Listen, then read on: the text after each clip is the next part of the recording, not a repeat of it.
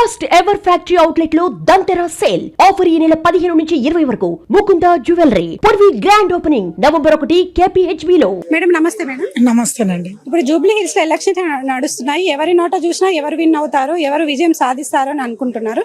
దీని గురించి మీరు ఏమంటారు? డెఫినెట్ గా అండి, నిన్న మార్నింగ్ వరకు పువ్వు గుర్తు కోసం అందరు వెయిటింగ్ లో ఉండే.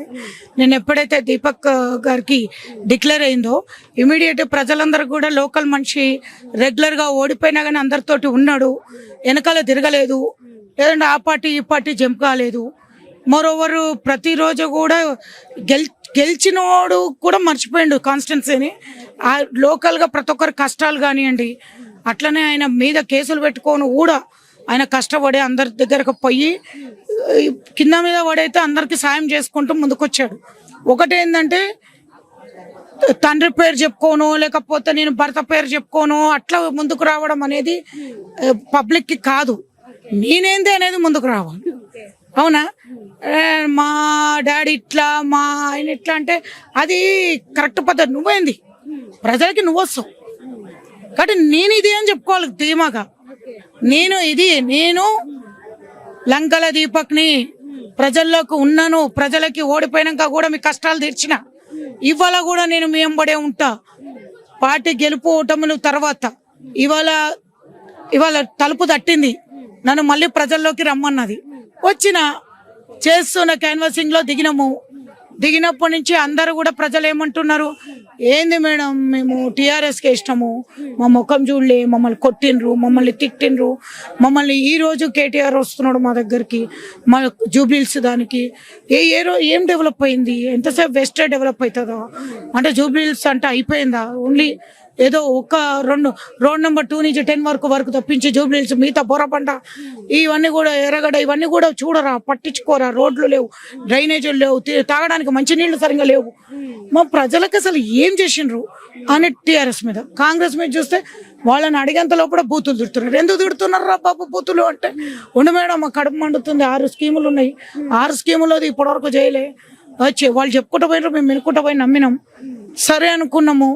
సరే ఎమ్మెల్యేగా ఇక్కడ ఈయనుండే, సరే ఇక్కడి నుంచి అటు జంప్ అవుతున్నారు, అటు నుంచి ఇటు జంప్ అవుతున్నారు. ఒకరోజు టీఆర్ఎస్ లో ఉంటాడు, టీఆర్ఎస్ లో ఉన్నాడు, తెల్లారు కాంగ్రెస్ లో ఉంటాడు, కాంగ్రెస్ లో ఉన్నాడు, ఆ మరి తెల్లారు ఇక్కడ ఉంటాడు. అంటే మేడం మాకు డబ్బుల కోసం పోతున్నారు అర్థం కావట్లేదు, పార్టీ మీద ప్రేమ కోసం పోతున్నారు మాకు అర్థం కావట్లేదు. అంటే మాకు నమ్మకం కూడా పోయింది వీళ్ళ మీద. ఈ రోజు ఈయన ఇక్కడ ఉన్నాడు అంటే మళ్ళీ రేపు పొద్దున ఏ పార్టీ, ఇప్పుడు లాస్ట్ టైం ఎక్కడి నుంచి నిలబడ్డాడు, ఈసారి ఏ పార్టీ నుంచి నిలబడుతున్నాడు అంటే లాస్ట్ టైం ఆ పార్టీ మీద ప్రేమ ఉందా, ఇది అంటే ముందు నువ్వు కన్న తల్లినే ప్రేమించినోడివి, ప్రజలను ఏం నమ్మకంతో ఉంటావు? ఫస్ట్ నువ్వు కన్న తల్లిని ప్రేమించాలి కదా. ప్రజలు ఏం చూస్తారు, నీ నమ్మకాన్ని, నీ తల్లిని ప్రేమించా. అంటే తల్లి అంటే ఏంది, మనకు ఇది జన్మనిచ్చింది, పార్టీ జన్మనిచ్చింది మాకు. ఈ జన్మ ఇచ్చిన తల్లిని నేను కాలదన్ని పోయినా అంటే అక్కడనే మనం అర్థం చేసుకోవాలి. నా స్వార్థానికి నేను పోయినా, నా స్వార్థమే కదా.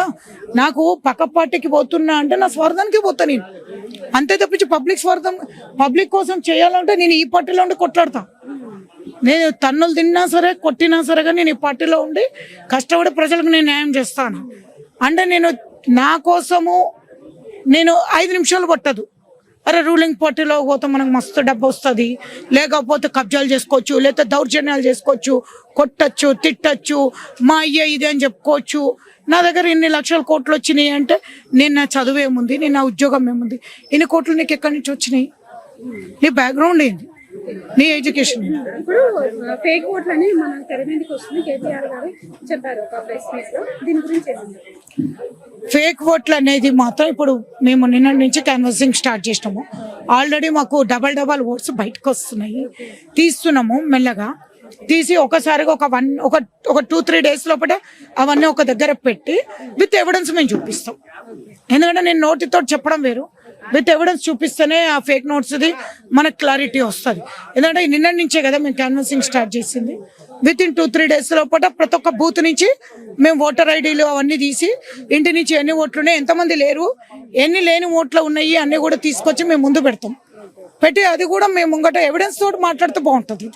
ఏదో నేను ఇప్పుడు ఇదే కేటీఆర్ గారు ఫేక్ ఓట్స్ అంటున్నాడు, మళ్ళీ ఇక్కడ నీ ఎమ్మెల్యేనే ఉండే కదా, ఏం బీకిండ్రు, అప్పుడేం చేసిండ్రు, అవునా?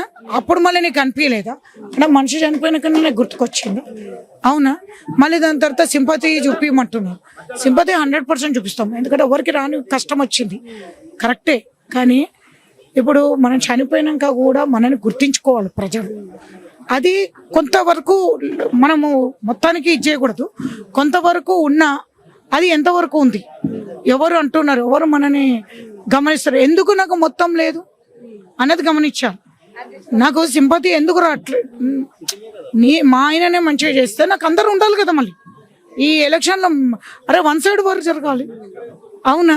సరే నేను అన్ని మంచి మంచి పనులు చేసిన అంటే, అరే నీ బ్యాక్గ్రౌండ్ ఒక ఎడ్యుకేటెడ్వి, ఓకే, ఎంత సంపాదిస్తున్నావు, ఇన్ని లక్షల కోట్లు ఎక్కడి నుంచి వస్తున్నాయి అంటే నీ సొంత సంపాదన ఇంత చిన్న ఏజ్లో ఇంత ఉంటుందా?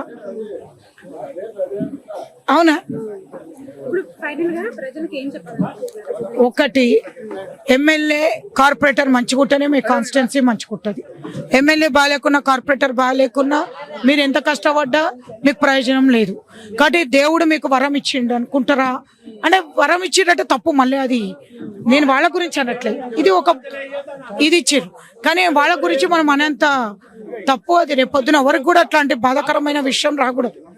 అది నెక్స్ట్ వచ్చి ఇది నవీన్ గారు అన్నారు, నాకు చాలా బాధ అనిపించింది దేవుడు ఇది చేయడం అనేది స్టేజ్ మీద. అలా ఎప్పుడు మనం దీనంగా మాట్లాడద్దు. ఎప్పుడైనా సరే ఒక మనిషిని విమర్శ, ఇంకోటి ఈ రెండు కొట్టుకొని బీజేపీని గెలిపిస్తారు చూడండి. ఈ రెండు ఇప్పుడు చూడండి, కత్తులు కట్టర్లు అన్ని లేస్తాయి చూడండి వారంలో పూట, మీరు చూడలేకపోతారు. మీకు మొత్తం రోజుకొక షో నడుస్తుంది చూడండి మీడియాకి. మమ్మల్ని ప్రజలు ఒకటే అన్నారు, మేడం వాళ్ళు ఇద్దరు కొట్టుకుంటారు, మీరు కూల్గా పోండి, మీకు హ్యాపీగా మేము ఓట్లు ఇస్తాం.